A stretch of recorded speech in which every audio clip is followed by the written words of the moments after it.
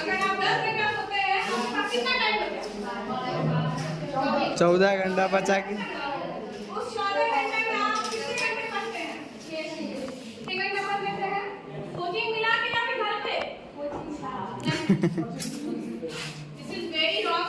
आप ये बहुत बड़ी गलतियां कर रहे हैं। अगर आप चाहेंगे कि मैं अच्छा मार्क्स ले अच्छे चीज सीख लो दीदी से। आप अभी नहीं आ पाएंगे, अच्छी जगह पे आप कभी नहीं जा पाएंगे।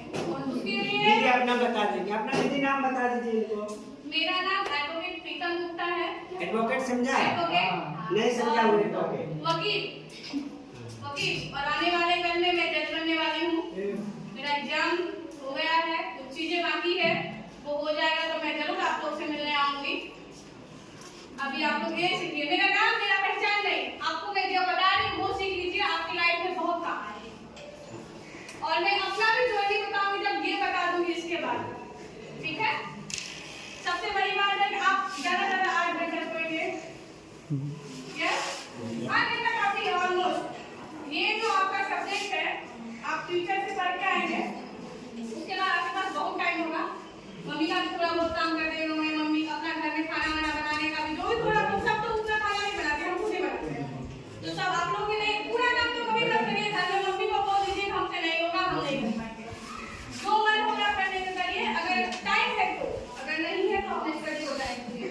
शाम में अगर आप 7 बजे ऑलमोस्ट, अगर आप 7 बजे पढ़ने बैठते हैं तो 10 बजे तक पढ़िए।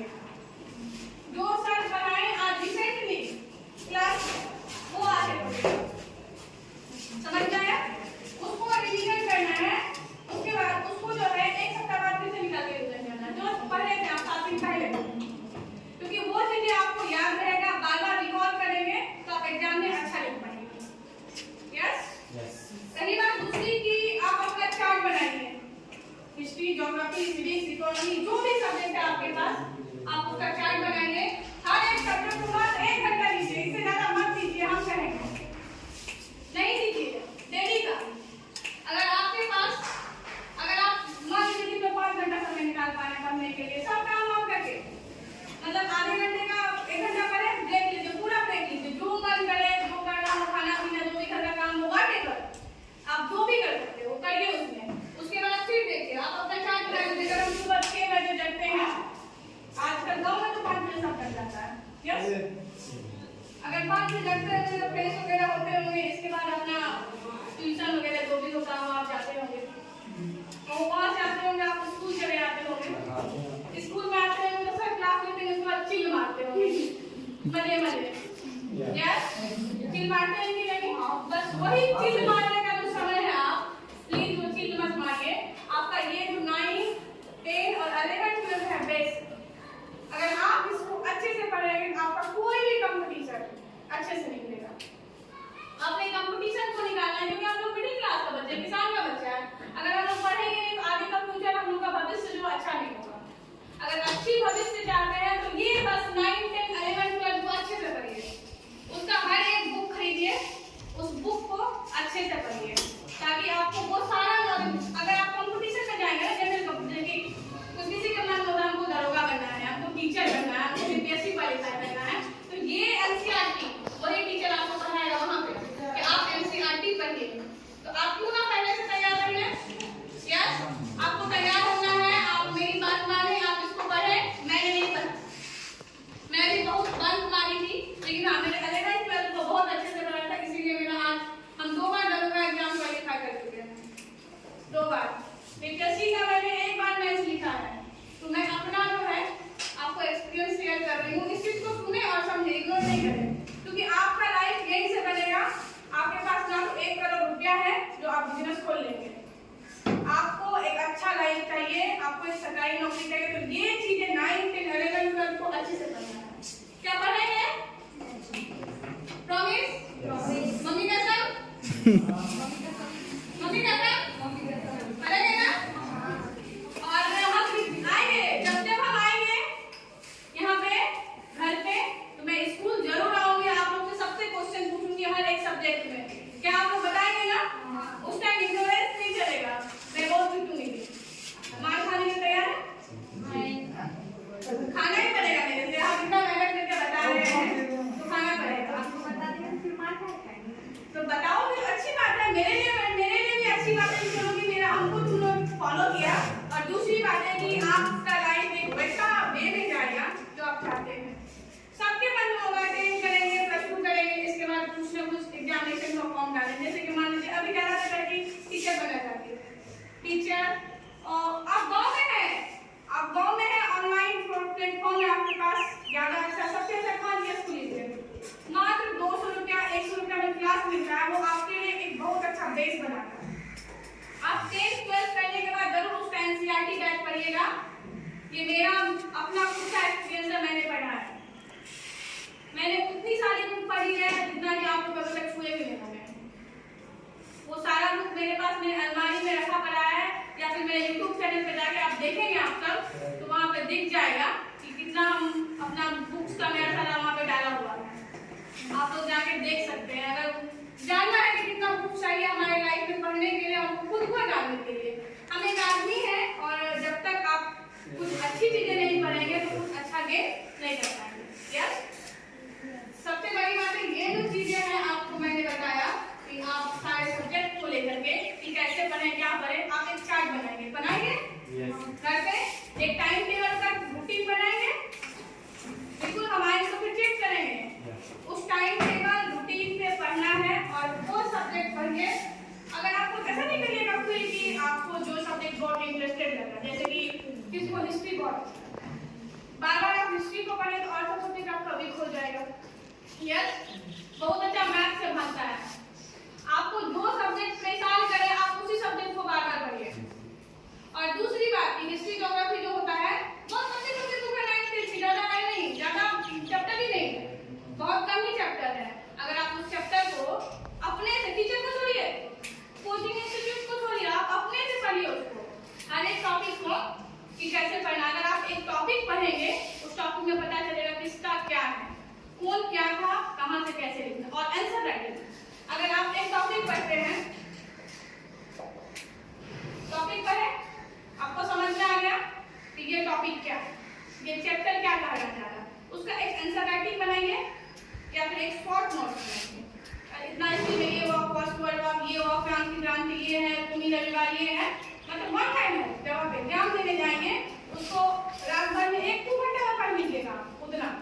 अगर आप खुद से पढ़ के नोट्स बनाएंगे, शॉर्ट नोट्स, कितना ज़्यादा हमको हिस्ट्री में 5 पेज काफी है, इससे ज़्यादा नहीं होगा।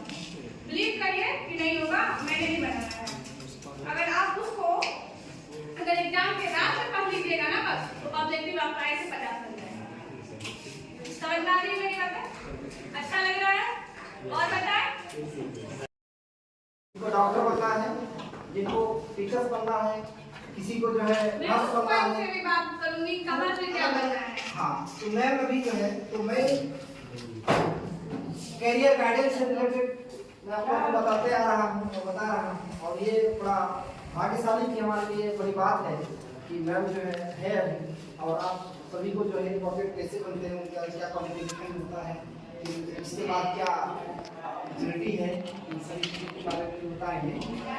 ये मैम जो है हम लोग कैरियर गाइडेंस कोर्स से किसी तरह से कैसे बनेंगे तो मोटिवेट करने के लिए बच्चे को लोगों करते हैं। तो ये सारी चीज़ें फोटो वगैरह भी होता है। सब हम ऑलरेडी YouTube चैनल बनाए हुए हैं, हम जाते हैं तो हम सब ये पूरे हम लोग ऑफिशियल यूट्यूब में एक प्रोग्राम ये चैनल भी बता देंगे बच्चे सबको। प्रीतम का ब्लॉग, और मेरा एक परफ्यू चल रहा है कि हम लोगों पे मेरा एक ही है फोटो कि हम ज़्यादा को लेकर नहीं चल रहे हैं, पूर्णिया डिस्ट्रिक्ट को लेकर चल रहे हैं।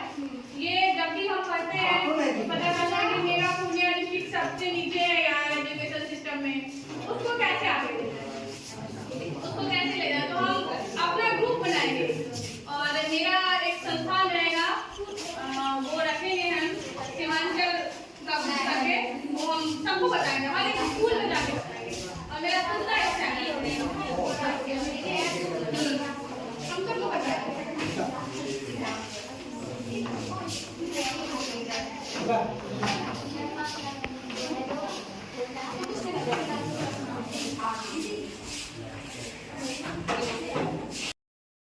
कोर्स होती है।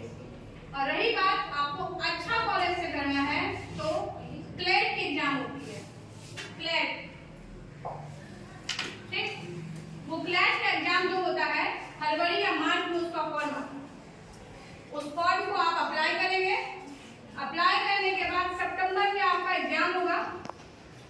एग्जाम में आपको पूछा जाएगा math, reasoning, legal aptitude, English, GS और जीके और करेंट अफेयर्स। इन सभी चीजों को आप पढ़ेंगे और कुछ लॉ के सेक्शन पूछे जाएंगे। अगर आप इस चीज की तैयारी करेंगे क्लैट का तो उसका एक अलग से आता है बुक, आप उसको फॉलो करेंगे। इसके बाद आपका रिजल्ट आएगा, आपका स्कोर देखा जाएगा, आप कितने रैंक में आ रहे हैं वो देखा जाएगा। उसके बाद आपको कॉलेज पर शुरू होगा, कॉलेज मिलेगा, आप कॉलेज में एडमिशन कराएंगे। एडमिशन कराने के बाद सेमेस्टर वाइज एग्जाम होती है वहाँ पे, और हर यूनिवर्सिटी का अपना अलग अलग रूल होता है। तुम लोग क्यों हंसी आ रही है? अभी ये डॉक्टर की बात, कानून की बात हो रही है, ऐसा हंसने पे सेक्शन लगा के बस ये ठीक है, इसका हंसना नहीं है।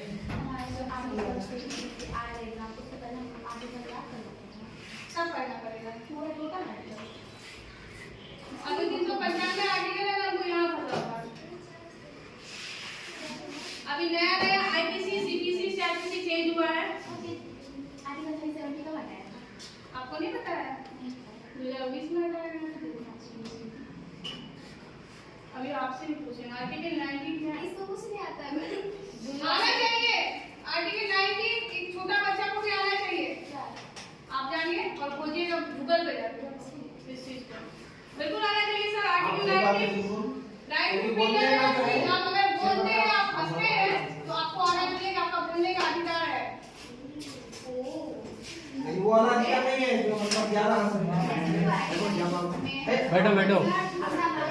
इसको काम खोल के अगर आप मैच्योर लॉ पढ़े, जैसे ग्रेजुएशन के बाद होती है, तो 3 साल का होगा। 3 साल के होने के बाद आपका कॉलेज आपको डिग्री देगी। बताएंगे